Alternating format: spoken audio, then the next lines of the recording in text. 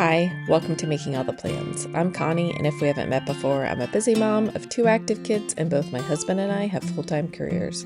My goal is to share with you how I stay on top of all life throws at me in one planner so that you might be able to do the same. So if you're new here, welcome. I do want to just explain what happens with my planner spreads.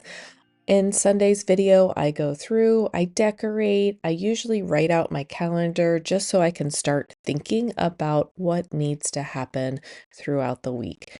I start by printing out this week's spread. I grab the pins that I want to use, the washi tape that I want to use, and I also grab the decor that I want to use for the week.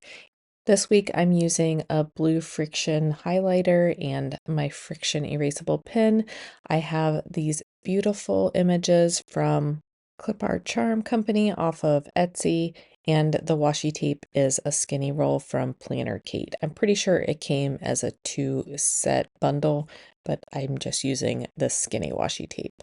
And then on Monday morning's video, you'll see a full layout of what needs to be completed through the week so that I have a better plan of action. But I don't like to do that too early because then my plan is not consistent with what I actually need to do and what got accomplished in the week prior.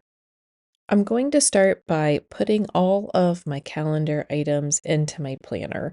And although I reference my Google Calendar many times per week, per day, because it has everything in it, I do still like to transfer it over to my paper calendar because it helps me just have a better sense of how much time I'm actually going to have to get things accomplished throughout the day. Last week, I did not use my friction pins, and even though it was a fairly quiet week, there were still quite a few things that did end up changing, so I wish that I had used my friction pen. So I'm back to my friction pen and my friction highlighter so that I can erase if I need to.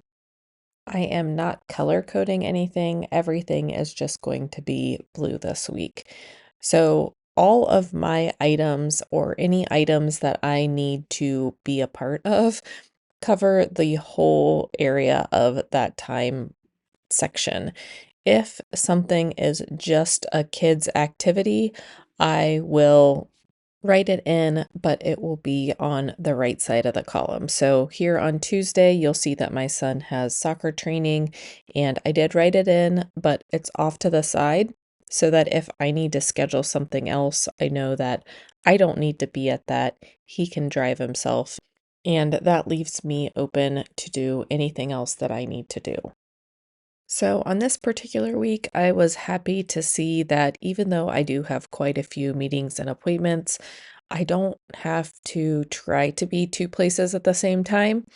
I did schedule most of the meetings that are happening this week, so that does make it a little bit easier to make sure that I'm not overlapping my own calendar. But even though I know that it is going to be a crazy week given the meetings that are on my calendar, I feel pretty confident about what can get done this week. I am also excited to get back into a regular routine. The kids will be going back to school on Monday, unless we do get the 6 inches of snow that they are predicting.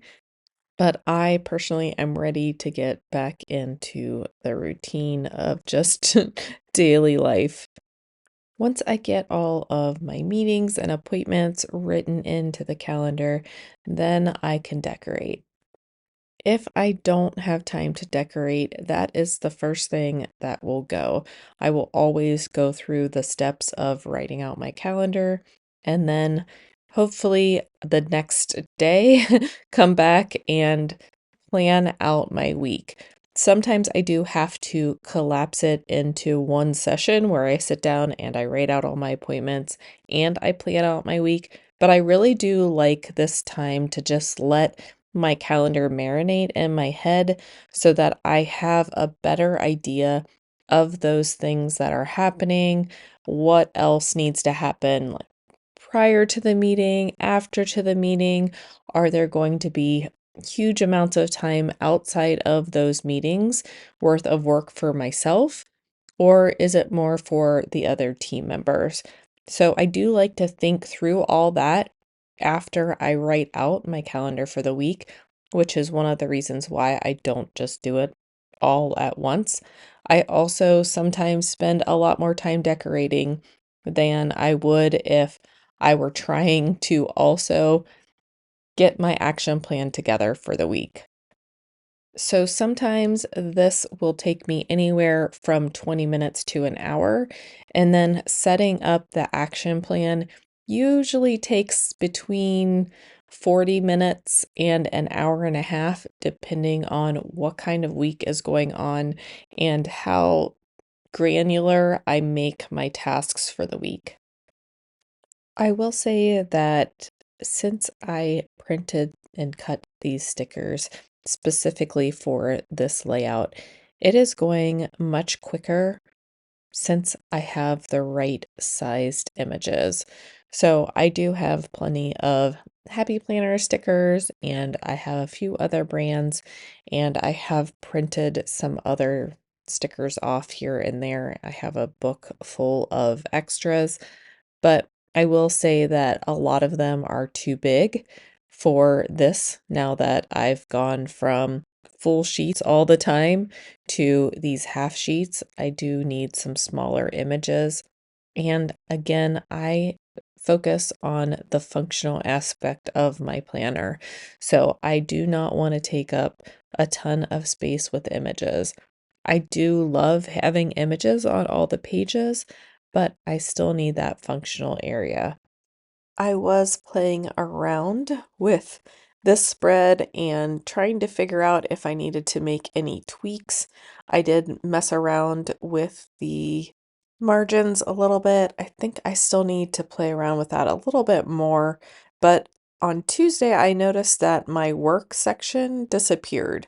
So I'm going to have to go and see what template I applied to Tuesday because it is missing the work section.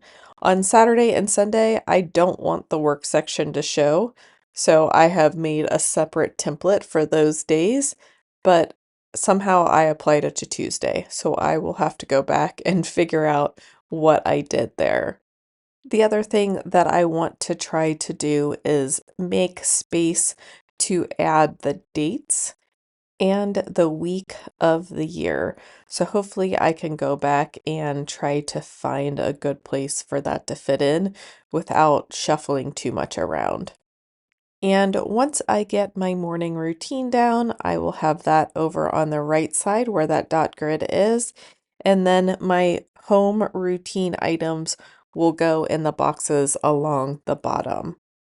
And I am still handwriting those in, but I want them to be printed out once I get them set up so that I like the way that they flow and they actually do become routine.